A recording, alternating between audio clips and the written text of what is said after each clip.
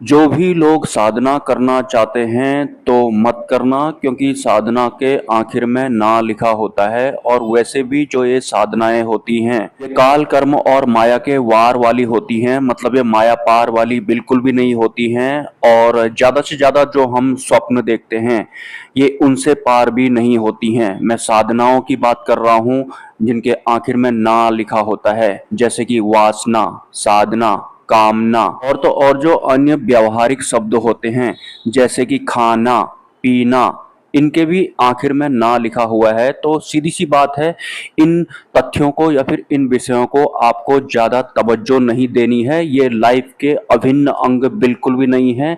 हाँ, साधन मात्र हम इनका इस्तेमाल कर सकते हैं, लेकिन इनके लिए ही जीना इसका मतलब है कि हम काल कर्म और माया से पार जाना ही नहीं चाहते हैं। हम भी साधना करना चाहते हैं, हमारी भी कुछ कामना है, या फिर हम भी वासना में ही रहना चाहते हैं, या फिर हमारी शारीरिक इंद्रियां इसका लुप्त उठा रही हैं और अब हम इनके लपेटे और चपेटे में आ भी गए हैं।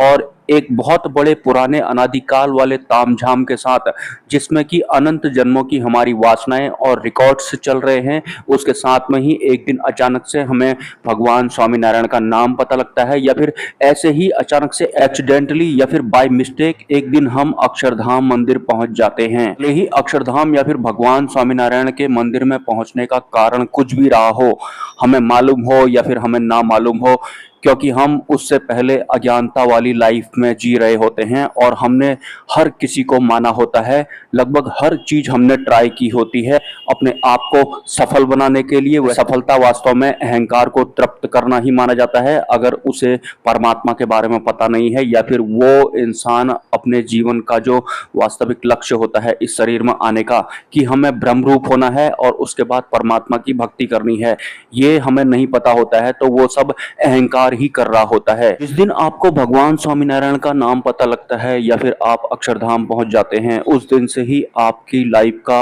अगला चरण शुरू हो जाता है। और ये सिर्फ इस लाइफ का ही नहीं होता है, आज तक आपके जितने भी जन्म हुए होते हैं उन सभी जन्मों की यात्रा का ये एक विराम होता है। यहाँ से आपकी जो यात्रा होती है वो वास्तविक सत्य की ओर बढ़ती है या फिर परब्रह्म परमात्मा की ओर बढ़ती है, जहाँ आपको वास्तविकता पता लगती है कि मैं आखिर हूँ कौन और मैं इस दुनिया में क्यों आया था। और जब मुझे ये पता लग गया है कि मैं इस दुनिया में क्यों आया हूँ, अब मुझे यहाँ से आगे को किस हिसाब से चलना है।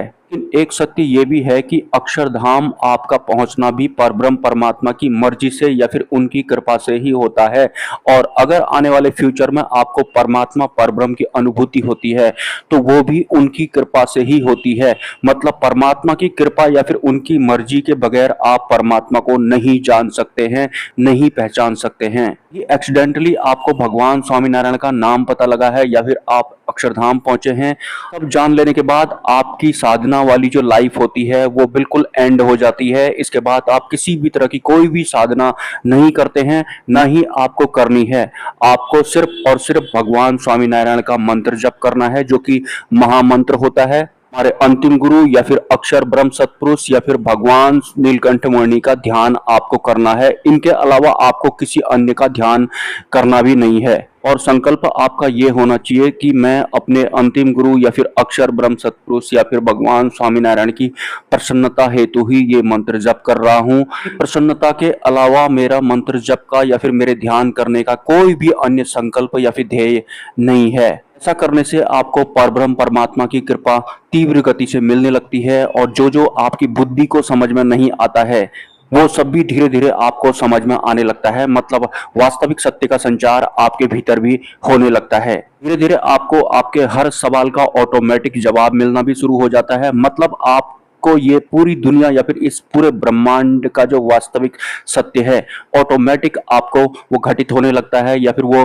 पता लगने लगता है। जो भी आपको पता लगता है या फिर जो भी आपको अनुभव होता है वो भी सिर्फ और सिर्फ परब्रह्म परमात्मा की प्रसन्नता से या फिर उनकी कृपा से ही पता लगता है। मतलब साथ में आपको ये भी आभास होता है या फिर इस बात का भी आपको अनुभव होता है कि वास्तविक कर्ता तो परमात्मा ही होते हैं, और वास्तव में जो वास्तविक कर्ता होते हैं वो परमात्मा ही होते हैं, लेकिन परमात्मा ही वास्तविक कर्ता होते हैं। इसका अनुभव या फिर इसकी अनुभूति भी आपको उनकी कृपा से ही होती है। मतलब सब कुछ जो आपके जीवन में होगा वो उनकी कृपा से ही होगा या फिर उनकी मर्जी से ही होगा, क्योंकि वास्तविक कर्ता परमात्मा ही होते हैं। अंतिम जन्म या फिर अंतिम सत्य की यात्रा आपकी उस दिन शुरू हो जाती है जिस दिन आपको भगवान स्वामीनारायण का नाम पता लगता है, भले ही माध्यम कोई भी रहा हो, या फिर जिस दिन आप अक्षरधाम मंदिर पहुंच जाते हैं, भले ही आप किसी के कहने पे वहां गए हों या फिर घूमते फिरते आप गए हों, लेकिन देर दुरुस्त आपके जीवन में एक दिव्य पुरुष जरूर आते हैं या फिर कोई सत्पुरुष जरूर आते हैं जिनका संबंध भगवान स्वामीनारायण से होता जरूर है, और ये होता जरूर है। उसके बाद आपको इन साधनाओं का भी पता लगता है, चार धामों का भी पता लगता है और अक्षरधाम का भी पता लगता है कि क्यों जो अक्षरधाम होता है वो अन्य धामों से अलग होता है और वास्तविक सत्य या फिर वास्तविक परमात्मा से संबंध रखता है, फिर काल कर्म और माया से संबंध नहीं रखता है या फिर इससे बहुत बहुत आगे होता है। और वास्तव में यही वास्तविकता भी है अक्षरधाम की। इस पर्टिकुलर टॉपिक पर अगर आप कुछ लिखना चाहते हैं तो लिख सकते हैं। मिलते हैं किसी नेक्स्ट वीडियो में। नमस्कार।